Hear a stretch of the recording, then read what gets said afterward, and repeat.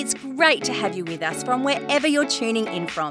For more information about Elevate Church or to contact us, head to our website elevatechurch.me and take us wherever you go by downloading our Elevate Church AU app. We hope this message inspires and helps you to take your next steps in your journey.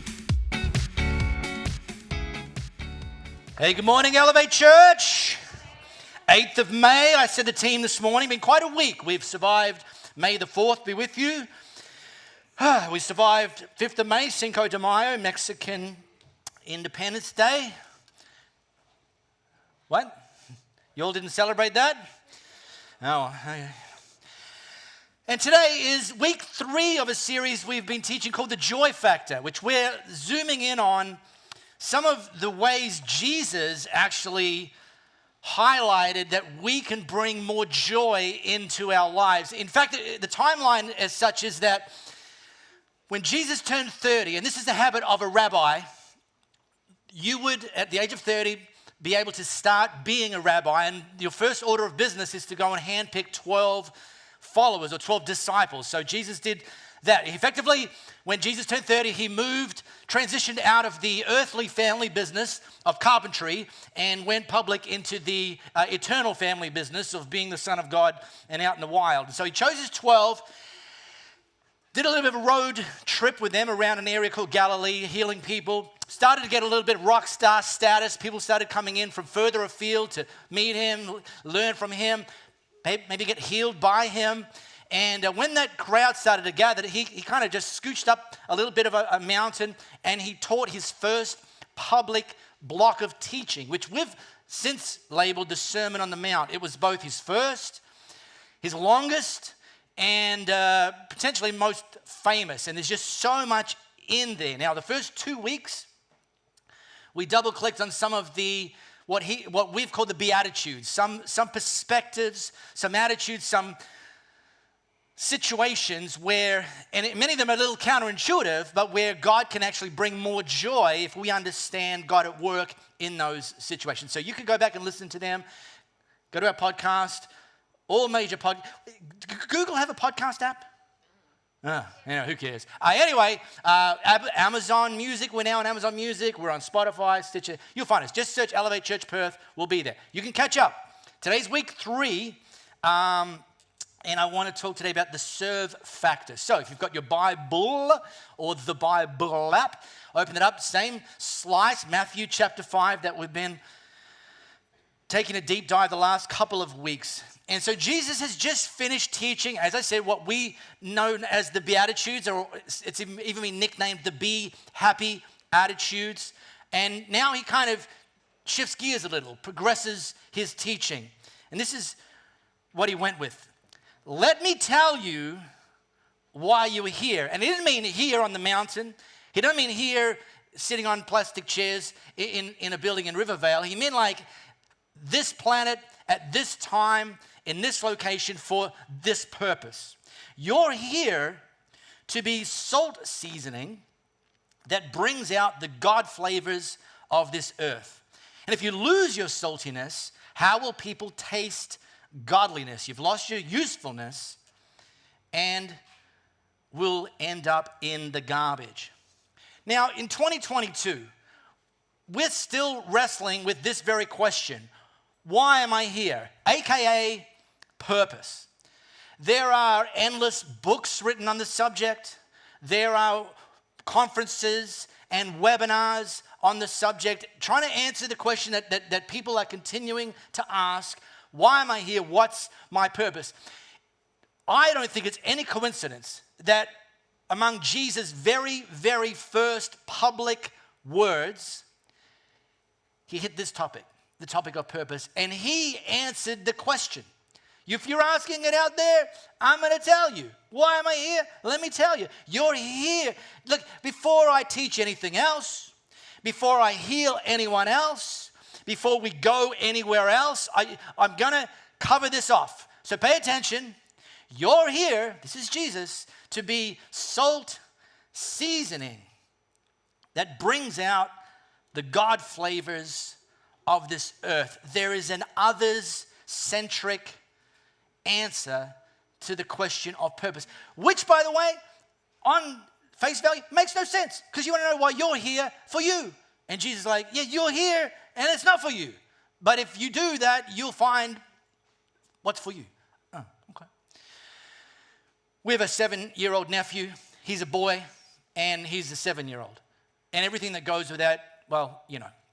So he comes over for a play date every so often with Uncle Mark.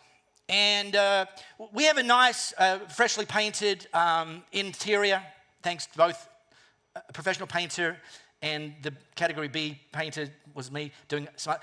And the color is Lexicon Quarter, which is like the whitest, brightest. It's even called Vivid White in some other brands. It's white, very white. All of our walls are white, white, white, white. Okay, that's a thing.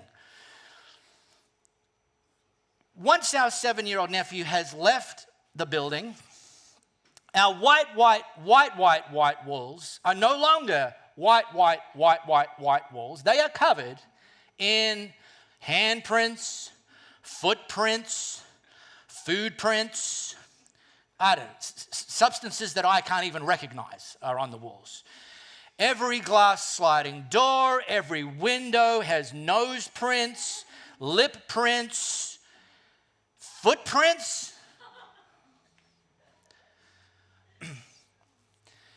And at Christmas time, our nephew got a doggo. This is his little doggo. This is a little Chase. So, as you can imagine, it's now compulsory when our nephew comes over to have a play date with Uncle Mark, that little Chase comes over and has a play date as well. Now, here's the thing about Chase. Chase has proven his ability to wee and poo outdoors, but he continually demonstrates his preference for weeing and pooing indoors. I'll take him outdoors. We'll have a little play. I'll say, number ones, number twos. He'll look at me like, no, I don't need to go.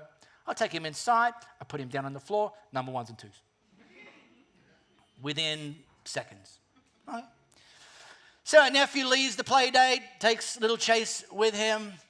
Oh, by the way, our nephew, he's into Minecraft.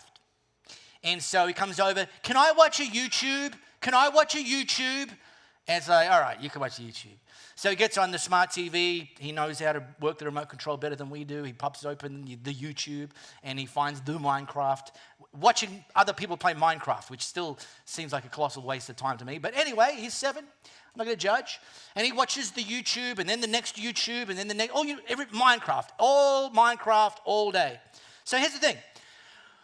Once Zia takes him back to wherever it is he comes from, I walk around our house with the spray and wipe and a little micro fleece. That's 20 minutes.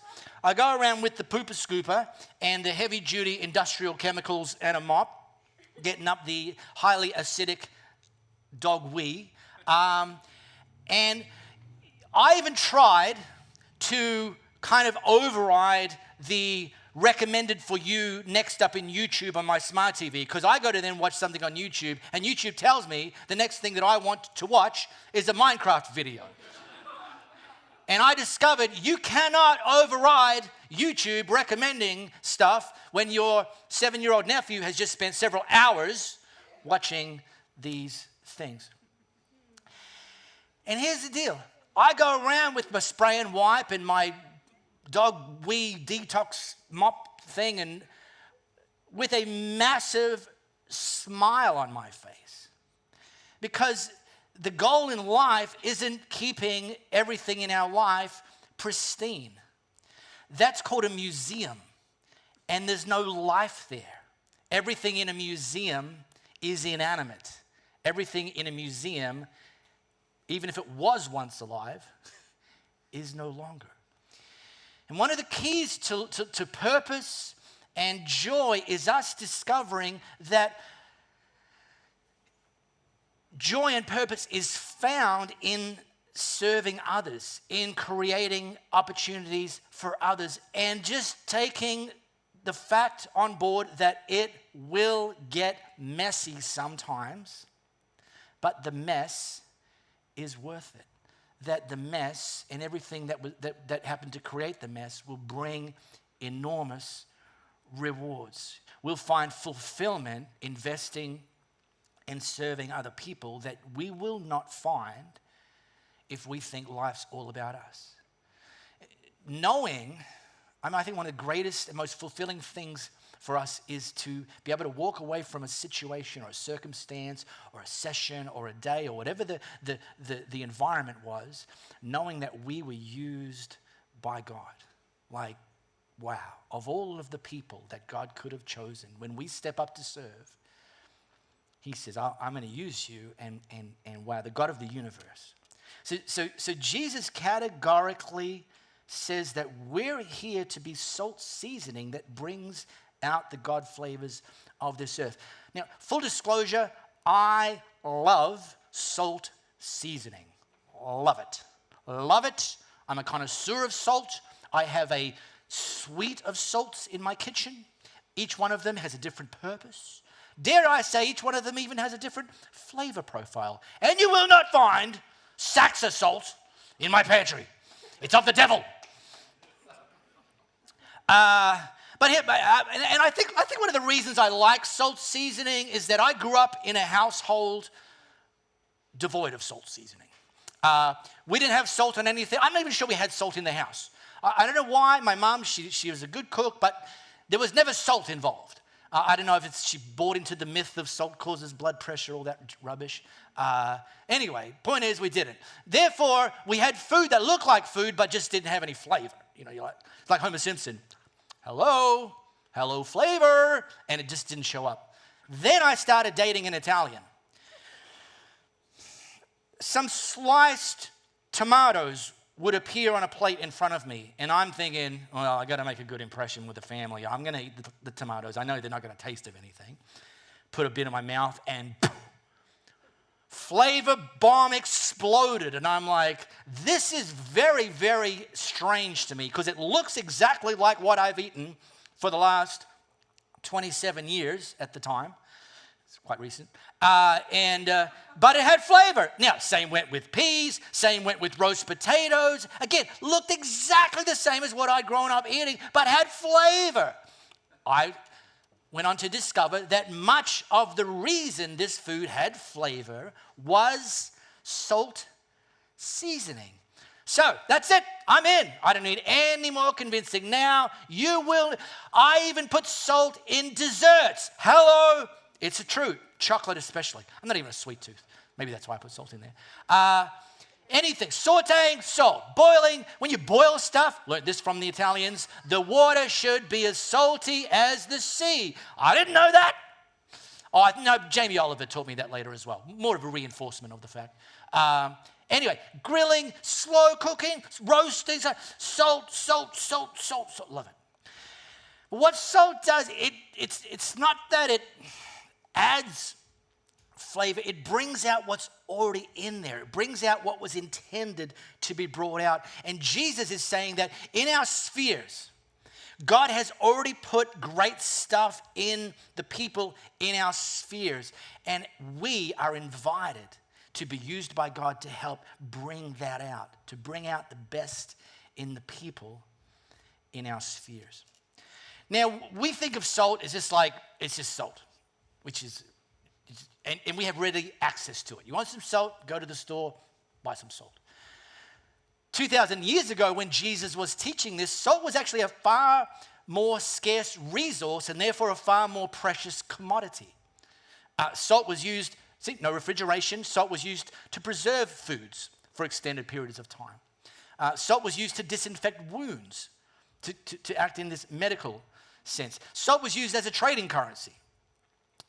And in fact, kind of like one of the more famous things is many of the Roman soldiers were paid in salt, which is where we get the word salary from. Okay, so back when Jesus was teaching this, to the people listening, they already knew, they had the appreciation that salt was this incredibly valuable commodity. And I'm hitting that here now because I love the fact that the metaphor that Jesus chose to use for you and for me is that he ascribes something of enormous value to describe us. You are the salt of the earth. It's like, I am? Yeah, you are enormously valuable. Wow. And I want you to take that value and I want you to spread it around. I want you to use it for the betterment in the service of other people, to bring out their best, to lift them up, to speak life, to be generous, to influence, to serve. So let me put it this way. If you want more joy in your life, get salty. Something like, actually, my spouse is already pretty salty. Not that sort of stuff. And if I haven't convinced you enough, research actually backs this up. In psychology, there is a phenomenon being described, researched and described as the helper's high. And the psychologists have determined that when we serve other people, it activates the same pleasure zone in our brain as food and sex. I'm just saying. It's just science, people. You're all thinking, I wish they'd brought masks back because this is very awkward. And the helper's high is associated with greater health and increased longevity. So there you go. So again, there's something in it for us. Serving other people, there's something in it for us. The us shouldn't be the number one priority, but it can be on the list. Put it number 2. I get great pleasure out of putting other people number 1. Great, awesome. Lift your joy by serving other people.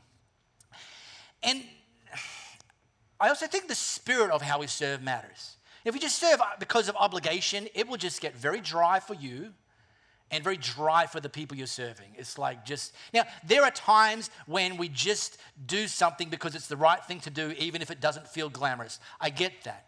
But the sense of knowing that the God of the universe has specifically called you and me by name in certain settings and situations and spheres to serve. Of all the people he could have called, he chose us and commissioned us, has the opportunity to cause us to serve with joy.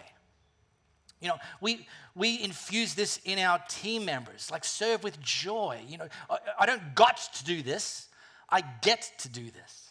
It is the spirit about that. In fact, let me underline this very important thing. You know, one of our goals when we gather on a Sunday is that when people are walking in, they feel something different, something up. They feel joy. And he said, we can't manufacture that. Actually, you can. You can create environments, and it's with people coming together, team members coming together to serve with a spirit of joy. That is actually contagious, right? And let me very clearly say this. The quickest way for a church to move from a joy-filled church to a church full of lemon suckers is to cross a point where you start to think that it's all about you. That you're only here for the songs you love. Oh, not this song again. That you try to get something on the grapevine about who the speaker is this week. And you only show up when it's the speaker you love. Okay, I know that's obviously me, but I'm just making the point.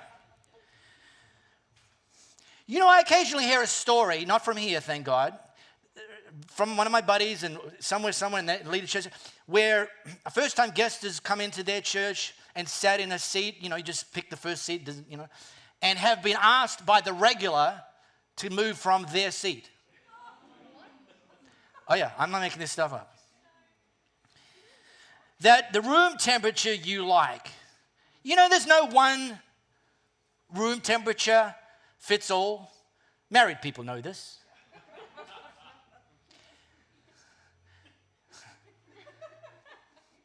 So we put the air conditioners on at 24. That's it. If it's too cold for you, put a jumper on. If it's too warm for you, strip a few layers, just keep a few on.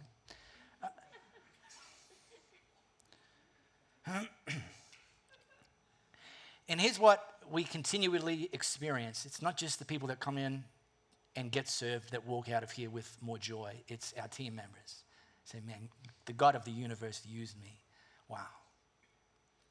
Well, then Jesus keeps going. It's like, okay, now if you didn't get the salt metaphor, everyone, let me try this. Here's another way to put it, okay? You're here to be light, bringing out the God colors in the world. God is not a secret to be kept. We're going public with this, as public as a city on a hill. If I make you light bearers, do you think I'm going to hide you under a bucket, do you? No, I'm putting you on a light stand, and now that I've put you there on a hilltop, on a light stand, shine. Now, about 4 years ago, Louis and I bought a house built in 1956. Now, 1956 is not considered an old house by European standards. When we tell the rallies back in Italy that we bought a house that was built in 56, they say, which century? But in Australia, 1956 is considered an old house. And here's the thing. When we bought the house, it still had the original electrical wiring throughout the house. What we soon discovered is that electrical wiring only had the capacity for us to run a maximum of 2 appliances at any one time. So if you're about to switch on an appliance, you would have to do a full lap auditing the premises and do a head count of how many appliances were already in operation. And then when you went to just something like to boil the kettle, you'd be like, oh, I really hope I didn't miss one. Because if the washing machine was going, and if Louis' hair straightener was going, and you caught the washing machine, that's pretty obvious, but you didn't, in my case, catch the hair straightener, and you went to boil the kettle, whole house short circuits, blackout. Which in the day, no big deal. But the fuse box is outside. And this happens any day of the week, anytime, night and day, any season of the year. And I got to tell you, when the fuse box would trip because some nufty didn't do an accurate head count, appliance running head count, going out in the dark to find the fuse box and then identify the fuse, it was the same one every time, but I just tended to forget which one it was. It was no fun. Because here's something you already know. It's not easy to navigate in the dark, right? Thank you, Captain Obvious. I know. And here's what Jesus is highlighting. We have people in our spheres that are trying to navigate life in the dark. And he's positioned us to be light to them, to show them better, to show them hope, to show them joy, to show them purpose, to show them opportunity, to show them future, to show them healing. Us, you are the light. Another translation says, you are the light of the world. Now, that expression, that deserves the mind-blowing emoji, right? When Jesus actually says to us, you are the light of the world, because elsewhere, he says, he's the light of the world. So it's like, Jesus, which one's which? Is it you or is it us? And the answer is, it's both. Jesus is the light of the world, and we're the light of the world. The difference is, we're not the source of the light, we're the reflectors of the light. That Jesus is the source, and he's saying to us, I'm going to shine my light on you, but your job isn't just purely to absorb it for your own benefit, for your own navigation, for your own hope, for your own joy. Your job is to reflect my light into your spheres and be the light of the world. Now, here's the deal. I'm done. That's the teaching. It was amazing. Now I'm going to talk about what that might mean for us in terms of next steps. And I'm going to tell you 2 very practical next steps that we can take if we haven't already taken them. The first one, and I unashamedly will say to you, if you haven't yet already joined an Elevate team, then join an Elevate team. You will be put in a position and given an opportunity to serve other people, to be used by the God of the universe. Bit of my story is I grew up in the Catholic Church, and I was one of those strange Catholics that actually attended.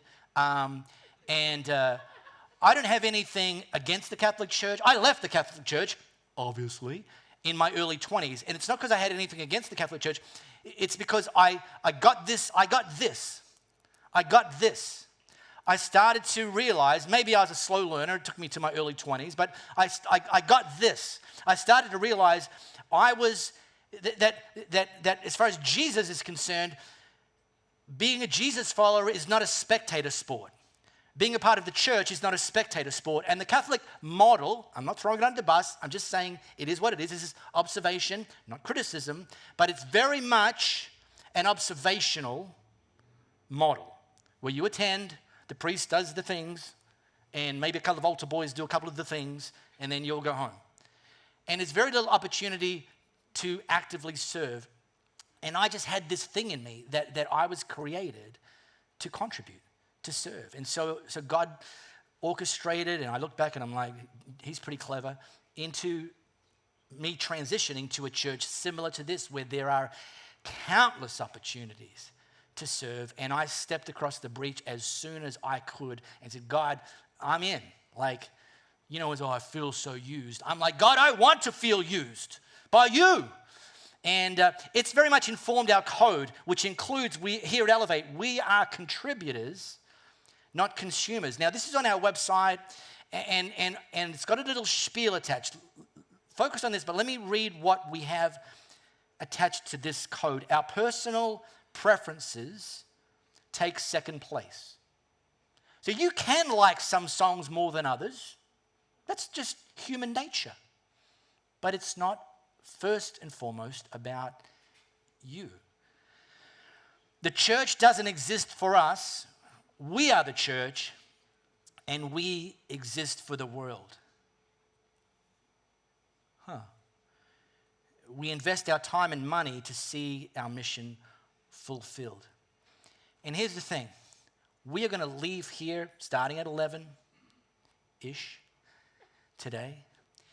And kids have been invested in because some people served.